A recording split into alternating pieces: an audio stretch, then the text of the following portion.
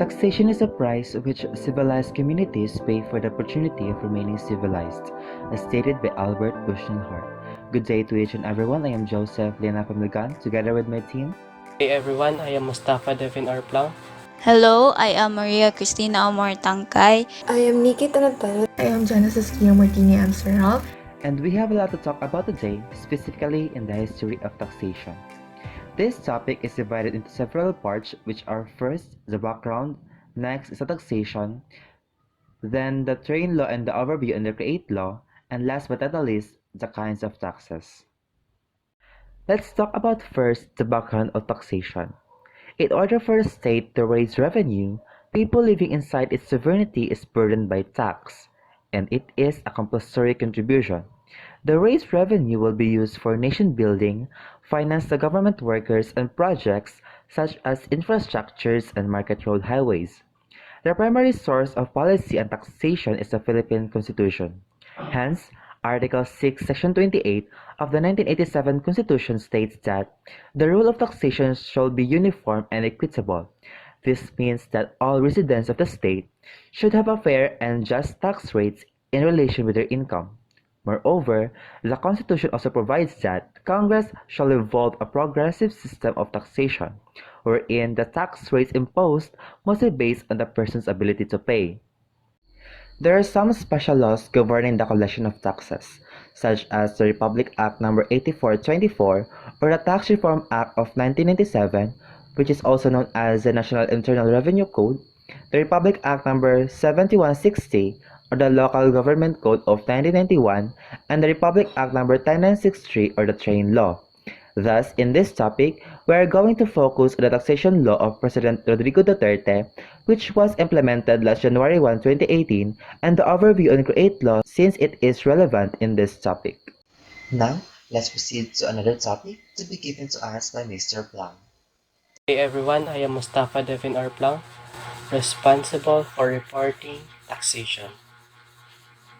Taxation is an inherent power imposed by the sovereign state for financial burden upon persons and properties as a means of raising revenue in order to defray necessary state expenses. So as mentioned, si taxation daw is an inherent power imposed by the sovereign state.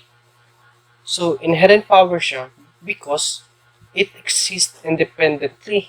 And even though si taxation nag-exist siya independently, primary source of policy dapat ni taxation must be in line to the Philippine Constitution and in accordance to the rule of law, since it is a series of action na i-exercise ni government and it must be legal.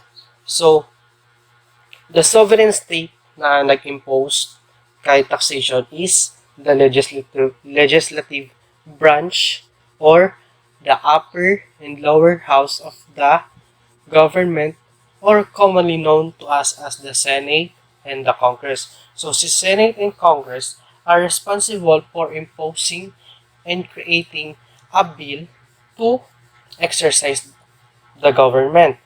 Then, next, it is a financial burden upon persons and properties as a means of raising revenues in order to defray necessary state expenses. So, financial burden siya kasi it is a responsibility for a person and properties to pay its taxes. But, in addition to subject to tax, hindi lang si persons and properties are responsible for paying tax. It also includes the juridical person or the corporation and privileges of rights and transactions. So, ba't nga ba means of raising revenues in order to defray necessary state expenses na pwede naman siguro kumuha si government ng other sources para makalikom ng pondo? Answer to that, si government is giconsider niya si taxation as its lifeblood. Kumbaga, lifeblood siya because kung wala si taxation, it cannot exist. Kumbaga, paralyze si government kung wala si taxation. So, the main purpose of tax is to defray necessary state expenses or to sustain and utilize the necessary legitimate objects of the government. Next is taxation system in ancient Egypt around 3000 BC to 2800 BC. So let's talk about history or the first kung saan nag-exist si taxation system. So si taxation system is nag-exist siya first sa ancient Egypt around 3000 BC to 2800 BC. So what are the systems na gina-exercise ng mga ancient Egyptians before about taxation? So sa ancient Egyptians, since the Parao is the highest, si Parao ang nag-impose ng taxation system. Katulad ngayon, the purpose of tax were used to stabilize and enrich their society. So, ginagamit nila si tax upang mapayaman at mapausbong ang ekonomiya ng ancient Egypt. So, ano nga ba ang mga systems or ano ang nililevy ng Parao for paying taxes? So, ang pamamaraan ng Parao para makakolekt ng taxes is from their citizen to fund grains, warehouses, building, projects, and local armies. Sa ancient Egypt, their taxes were levied as harvest and properties. The taxes were payable at least once a year with payment made in the form of labor or grain which was stored in large warehouses. Pero kahit na ang Parao is the head of state, may appointed minister sila upang magkolekta ng taxes at tawag sa kanila ay viziers. Ang viziers ang naghahawak ng records ng mga nakolektang taxes upang masiguro ang pangangailangan sa labor at grains ay sapat. Then, ang kagandahan din dito sa ancient Egyptian taxation system is ang nalikom nila na grains sa warehouse ay gagamitin nila sa oras ng pangangailangan upang mapakain ang kanilang public workers at mapakain din ang mga mahihirap. So, kumbaga, their intention also is not just for the growth of their society. It also pertains to help its people pag may mga dadating na mga sakuna. Number 3, Philippine taxation system history during colonial Spain through first galleon trading. So let's talk about galleon trading. Si galleon trading nagsimula siya noong 1565 to 1815.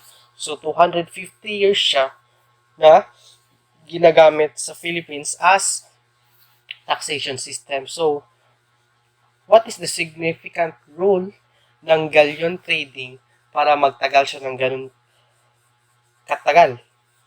So, si galleon trading ay nakapagbigay ito ng contribution sa kultura ng mga Espanyol sa Pilipinas at dahil dito, ito ang nagsilbing lifeline ng mga Espanyol sapagkat sa pamamagitan ng trading, ito ay nakakapaglikom ng pondo at nagsisilbing komunikasyon ng Pilipinas at Espanya. 2. Bandala system.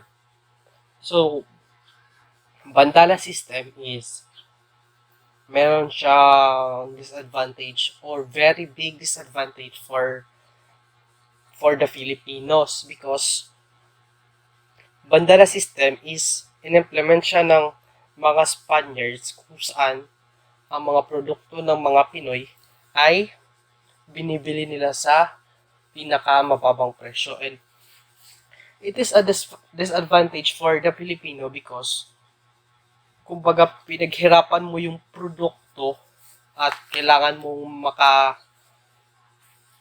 magkapera but because of bandala system binibili na or force sa pilitang bibilhin ng gobyerno ang kanilang produkto sa pinakamababang presyo, which is not good for the Filipino. Next is polo cervico or famously known as forced labor.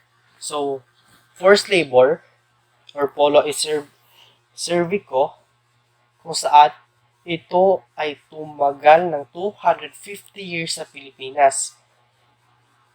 Inimplement ang polo cervico para sa lalaking Pilipino sa edad na 16 to 60 years old ay kinakailangan nilang magtrabaho sa mga proyekto ng mga Espanyol kahit na ito ay mapanganib o nakakasama sa kalusugan. At hindi lang din ang mga Pilipino ang apektado ng forced labor o polo cervico dito sa Pilipinas. Ang kasali din dito ang mga mistisong inchik na nasa pilitan ding pinapatrabaho ng mga Espanyol sa kanilang mga proyekto na pinapagawa. Next, encomienda system. Encomienda system ay isang legal na sistema kung saan ang monarkiya ng Espanya ang naglarawan ng kalagayan ng indigenous population.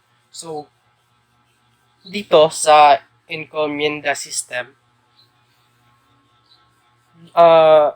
under sa protection nila ang indigenous people.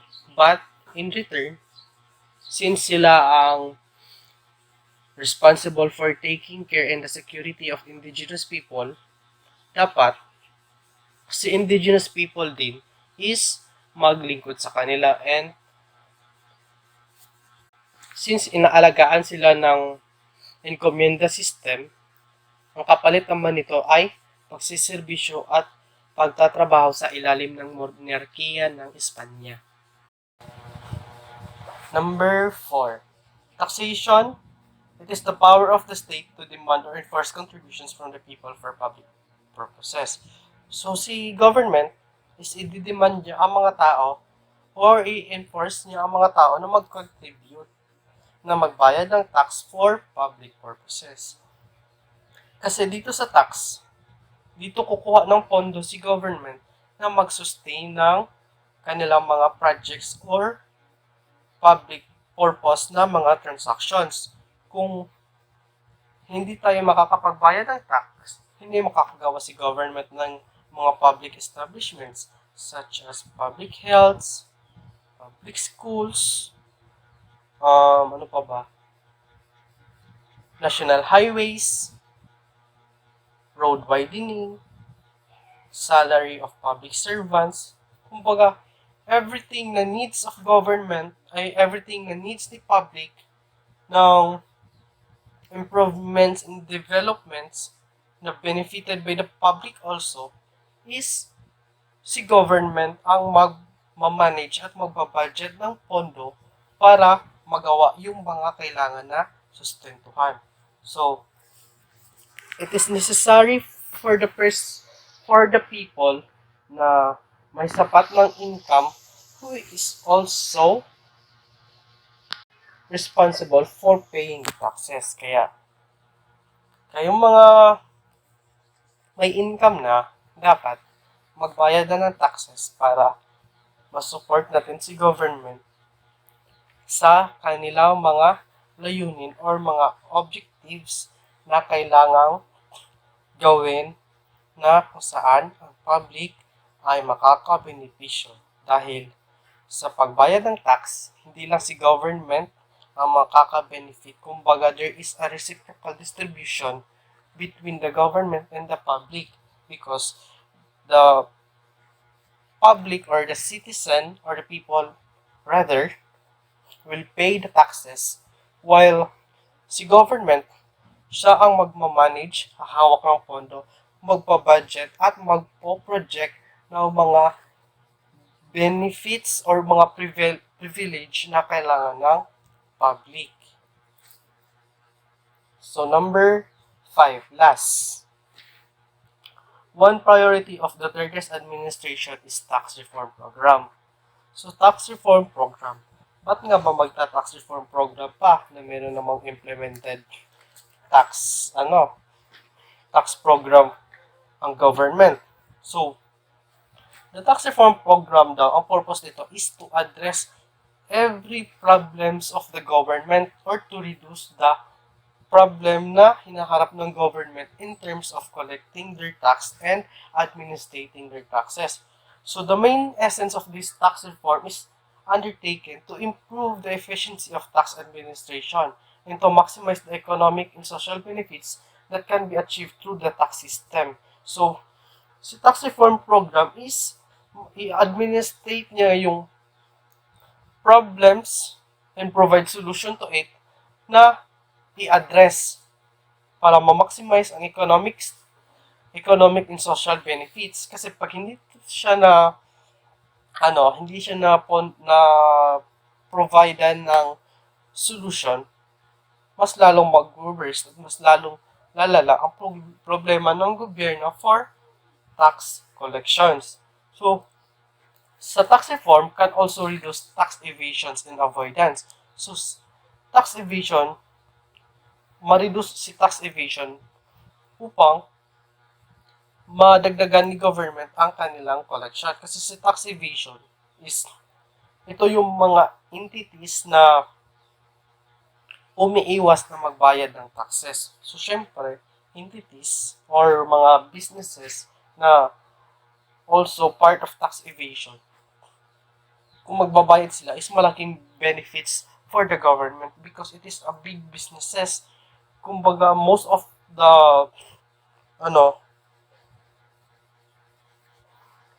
part of tax evasions are the big businesses. Kaya pag nagbayad ang mga big businesses at hindi na sila iiwas sa pagbabayad ng tax, maraming projects at maraming objectives ang government na mapopondohan.